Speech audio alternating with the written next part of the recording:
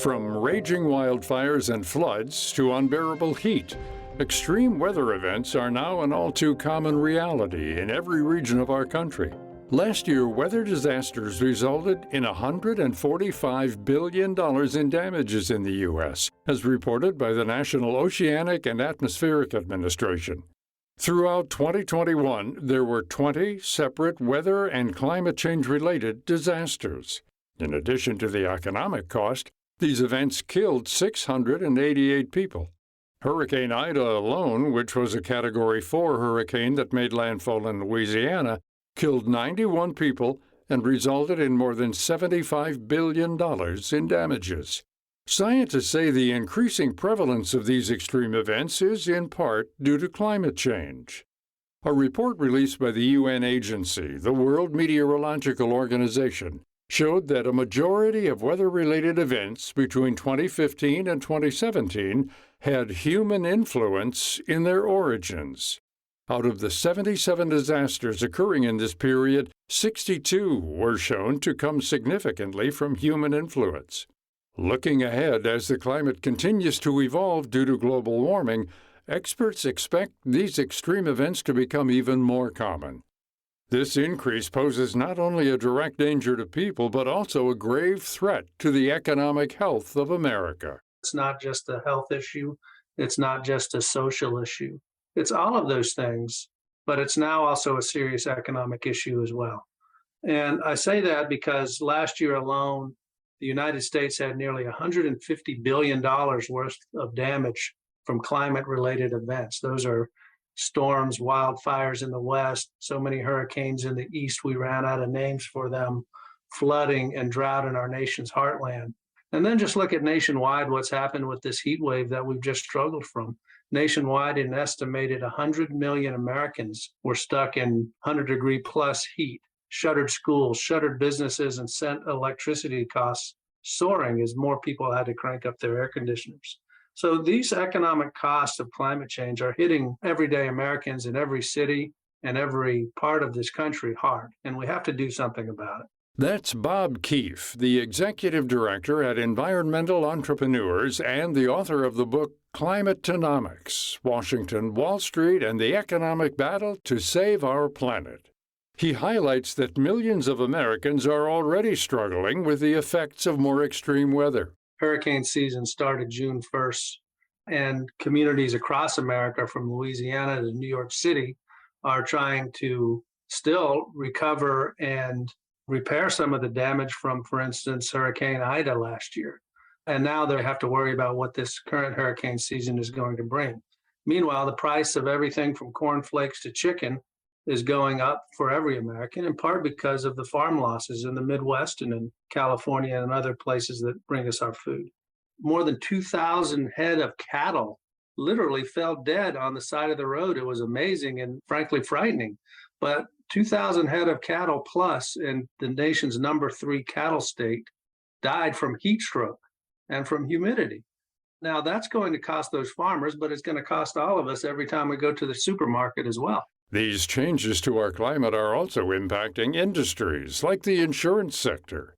For instance, the growing wildfires in the West are resulting in some residents losing much of the value on their properties and struggling to find homeowners insurance coverage because the fire risk has grown too high. If you look at what happened just between 2017 and 2018, insurance companies' payouts for natural disasters hit $219 billion.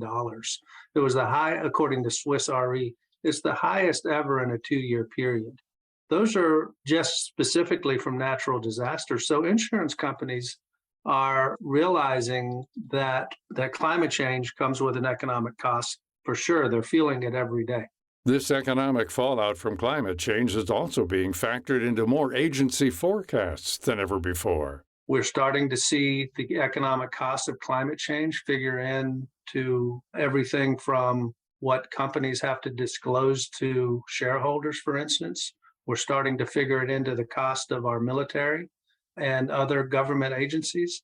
And the Biden administration has said that it wants to transform the U.S. government, which we have to remember is the biggest buyer of goods in the world, to cleaner energy and cleaner vehicles by getting clean energy to every government building, switching government fleets to electric vehicles, improving energy efficiency in our government offices around the world.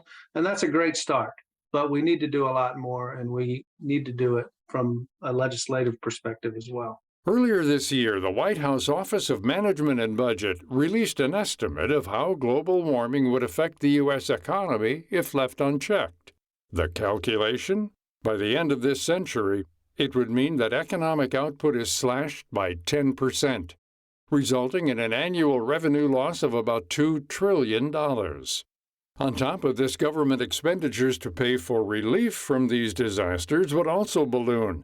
The OMB estimates that costs for federal relief would rise by anywhere between $25 and $128 billion by the year 2100.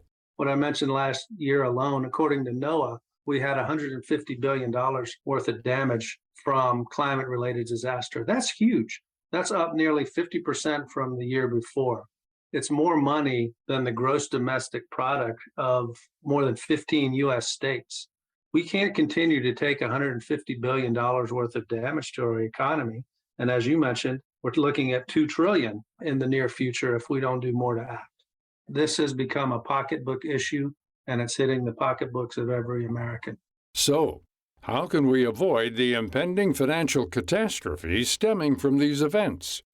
Keefe says that one path forward is making a greater investment in clean energy in order to reduce carbon emissions and slow down climate change. Right now, the cheapest power there is available is solar and wind, mainly at the utility scale level. Number two, look at what every automaker in America, and in fact, every automaker around the world is doing right now. They're shifting to electric vehicles. And then number three, think about energy efficiency. Simple things like LED lighting systems, programmable thermostats, high efficiency HVAC systems, and hot water heaters. Simply better windows and doors. That not only reduces costs for every American on their monthly power bill, but it also reduces carbon emissions. So all of these things are available now. What we need to do, though, is make these things more available and more affordable to more Americans. And for that, we need lawmakers in Congress and our state houses to pass the policies necessary to not only make these things more available and more affordable to people. And this growth toward clean energy results in the creation of more jobs that are high-paying and offer greater career opportunities. Keefe says there are now 3 million people working in the clean energy sector across America. According to the Bureau of Labor Statistics, for instance, the two of the fastest growing jobs in America right now are solar installer and wind turbine technician. But we're only beginning to see things like electric vehicle production at levels that is creating a lot of jobs now. We're only beginning to see the growth in, for instance, the battery and storage industry. So there's a lot more room to grow. And the good news is that these jobs come across every level, from startups straight out of high school to PhD level folks who are designing the next solar voltaic cell or wind turbine technology or battery technology. And when it comes to pay, our research shows that clean energy jobs pay about 25% more than the average median hourly wage in America.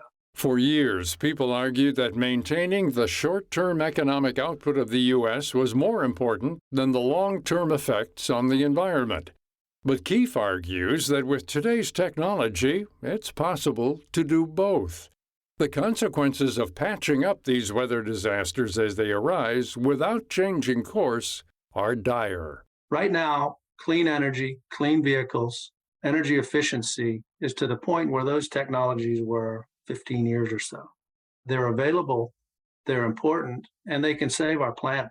But we have to get lawmakers on the case and pass policies to make those things more available, more affordable to more people.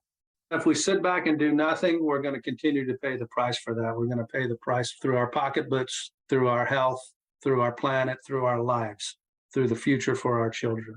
To find out more about this topic, resources, and our guest, Bob Keefe, visit viewpointsradio.org.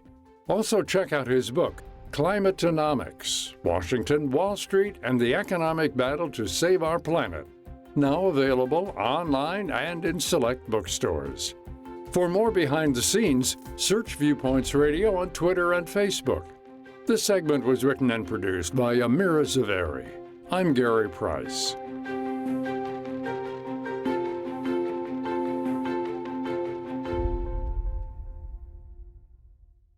Coming up on Viewpoints. You can tell where the village ends and the resort starts because that's where you start to see palm trees. Understanding the fallout from fast-expanding beach resorts. Then, is it fruity or is it something else first? I think that does an enormous amount for grounding you in what to expect from the wine. Diving into the study of wine, a beverage that dates back to 6000 BC. I'm Marty Peterson. and I'm Gary Price. These stories in depth on your public affairs magazine, Viewpoints.